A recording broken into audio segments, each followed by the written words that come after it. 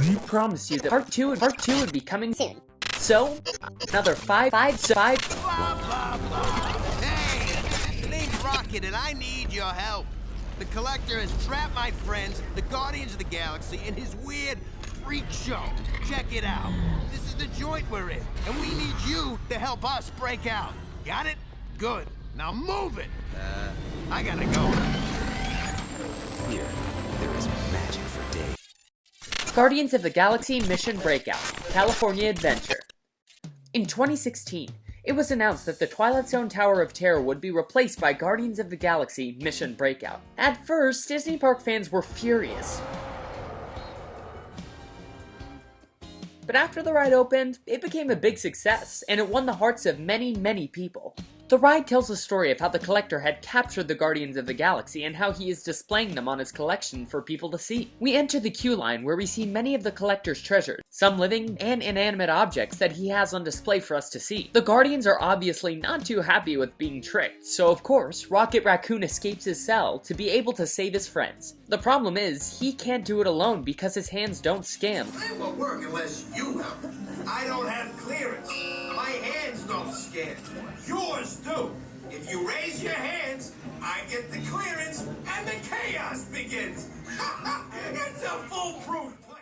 So, he asks for our help. During the queue pre-show, we are taken to the Collector's private office, where he's supposed to explain to us the rules and what we're about to see in his collection. The video starts, but suddenly is interrupted by none other than our favorite trash panda, Rocket. That was not part of the plan. Of course I escaped. For those of you who have not been paying attention, the name's Rocket, one of the Guardians of the Galaxy. He tells us about the mission and asks us to help, and then he's gone. I'm gonna take this. Now move it! Yeah. This is an awesome animatronic and part of what makes this ride so amazing. We enter the gantry lift that's supposed to take us to see the Guardians when Rocket unplugs the system and inserts Quill's Walkman and one of 6 songs starts playing. I've been waiting for. When Rocket unplugs you and starts things right. Now show me those hands, people! The songs are the Jackson 5's I Want You Back, Pat Benatar's Hit Me With Your Best Shot, the Edgar Winter Group's Free Ride, Parliament's Give Up the Funk, Elvis Presley's Burnin' Love, or Steppenwolf's Born to Be Wild. The lift suddenly starts going up to the generator room where Rocket blows it up, opening the cages and freeing the team and every other monster in the collection. He also cut the power to the gantry lift while doing it, so he tries to regain control. Meanwhile, we're going up and down, seeing many scenes where the Guardians appear and also an awesome view of Disneyland. Remember that we said there were 6 different songs we could get? Well, the soundtrack is a reflection of the journey. The scenes and falls all depend on the songs we get. Journey to the Center of the Earth, Tokyo Disney Sea. Yes, we're talking about it again, but this ride is awesome. Journey to the Center of the Earth was originally planned to be a free-fall type ride for Discovery Mountain, the original plans of Discoveryland. But due to budget cuts, Discovery Mountain was turned into Discoveryland, and Journey to the Center of the Earth was never constructed at Disneyland Paris. But as we know, Disney doesn't cancel projects. They save them and then use them when the time is right. And the time was right when Tokyo Disney Sea was being planned. A land called Mysterious Island was created, and this land would be based on Jules Verne's novels. Located inside Mount Prometheus, there are 2 main rides, a dark ride based on the 20,000 Leagues Under the Sea novel, and Journey to the Center of the Earth, where we're shown Captain Nemo's current base and laboratory. We travel through the mountain's caverns until we reach the Terravaders, which take us to the facility's base station. Then, we board the mine vehicles that will take us deep into the Earth, through many scenes inspired by Jules Verne's novel. We see a cavern of colorful, glowing crystals, a giant mushroom forest, and subterranean seas. But before we can continue with our journey, an earthquake causes a cave-in the tunnel ahead, forcing our car off its planned route, and through the Earth's core where we see some enormous eggs. Then we are forced into the fiery heart of the volcano, where we come face to face with the lava monster, roaring at us for disturbing her nest. Thankfully, we are able to escape. This ride uses similar technology to Test Track at Epcot, and it is definitely one of the best thrill rides of any Disney park. Big Grizzly Mountain Runaway Minecart, Hong Kong Disneyland.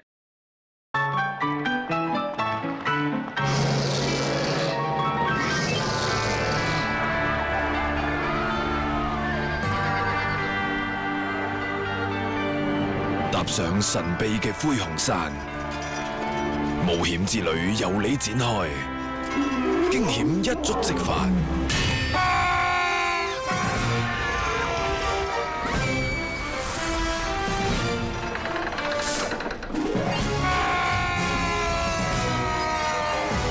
當你以為驚險已過，一齊嚟香港迪士尼樂園特有全新園區，飆上灰熊山。Back in 2009, Hong Kong Disneyland was set to add an expansion to the park. This expansion would be Grizzly Gulch. This land would be the equivalent of Frontierland, but it would be smaller. The main ride of this land is Big Grizzly Mountain Runaway Mine Cars, a ride similar to Big Thunder Mountain Railroad and resembling Grizzly Peak at California Adventure. Grizzly Gulch is an entirely new and original story for Hong Kong. It will be a spectacular Wild West environment featuring one of Hong Kong Disneyland's most thrilling attractions. It is the second Disney roller coaster to go backwards, after Expedition Everest. The legend says that the mountain is home to a gold mine, and that a man named Captain Cosgrove found it thanks to 3 bears that live inside the mountain. When he discovered it, he started the Big Grizzly Mountain Mining Company. The bears still live in the mountain, and they have been known to create a little havoc once in a while. We begin the ride in the Big Grizzly Mountain Mining Company, where we board the trains that take us to the mine. We leave the station and start heading towards Tunnel 8, which in Chinese tradition signifies good luck. But then, one of the bears named Rocky uses a rail switch as a back scratcher and sends us down Tunnel 4. And as you guessed it, this is not a good thing. The number 4 in Chinese tradition means death. The train begins to climb a hill in the style of a traditional roller coaster.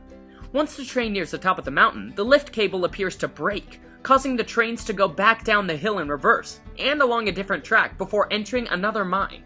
Here's where we meet the other 2 bears. A bear named Mother Lode and her cub Nugget are inside the mine where they set off TNT, causing the train to launch out of the mine on yet another track, where it goes through a variety of twists and turns before arriving at the terminal brake run and returning to the station, passing by Mother Lode and Nugget sitting in a blasted up minecart covered in fish. The ride looks super fun, and the bears are so cool.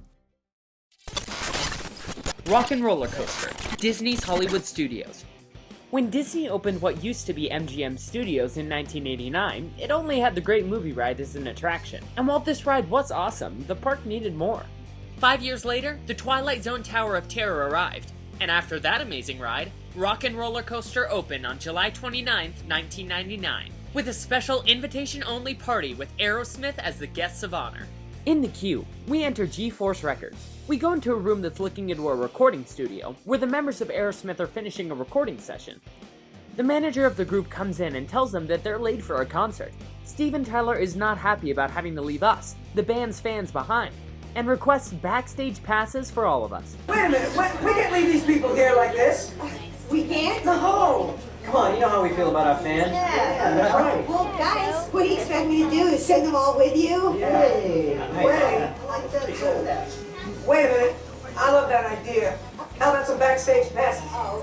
Yeah, come on, make it happen. Give us something. Okay, I'll make it happen. They decide that we are all going to ride in a super stretched limo, so that we can all fit and go to the concert together. We get into the limos and take off. The ride goes from 0 to 57 miles per hour in less than 2.8 seconds. The roller coaster goes through 3 inversions, 2 of which are rollovers, and 1 of which is a corkscrew on a winding track, intended to represent various Los Angeles area freeways, as evident by the street signs that periodically appear on the side of the coaster. The attraction ends when the limo arrives at Aerosmith's concert backstage, letting guests go off onto a red carpet. Imagineers worked with Aerosmith to produce a special soundtrack for the ride. Each coaster train features different Aerosmith songs, some containing some new lyrics written specifically for the attraction. The coaster can also be found in Walt Disney Studios Park at the Disneyland Paris Resort. The track is identical to the one at Hollywood Studios, but the theme is different. Instead of going on Los Angeles freeways, the ride is based around an Aerosmith music video. Lighting rigs, projectors, strobes, and smoke effects are used in place of the road signs.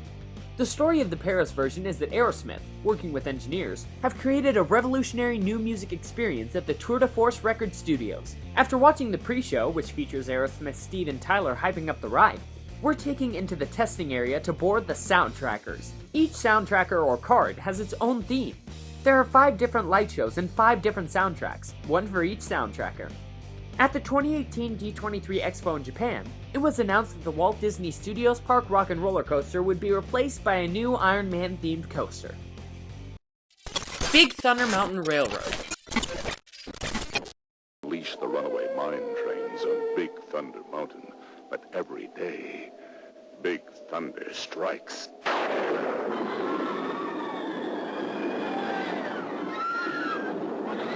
Big Thunder strikes.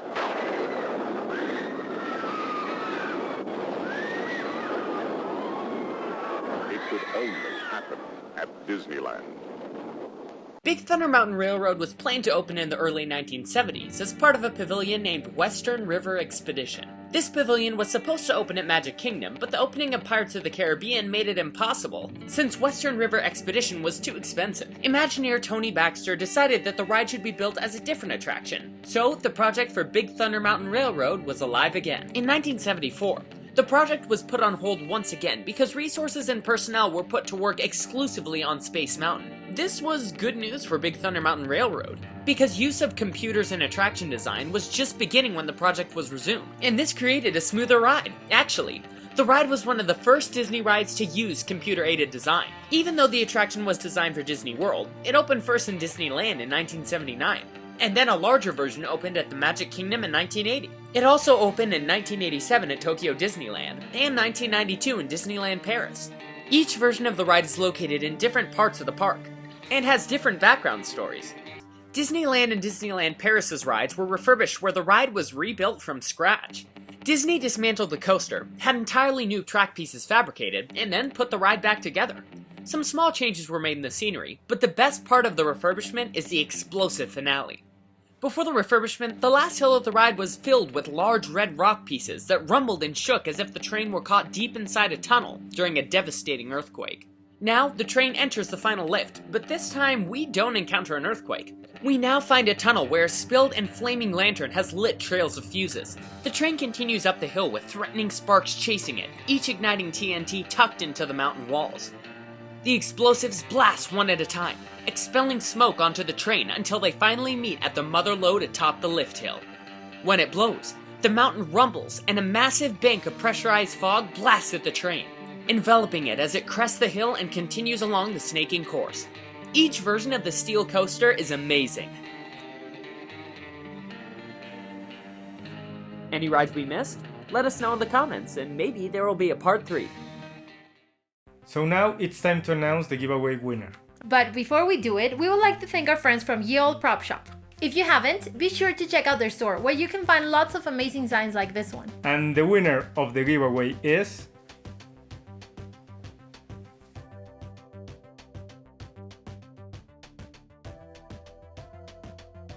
Be sure to follow us on Instagram and turn the notifications on. We may be having a new giveaway soon. Thanks for watching, guys, and see you next time.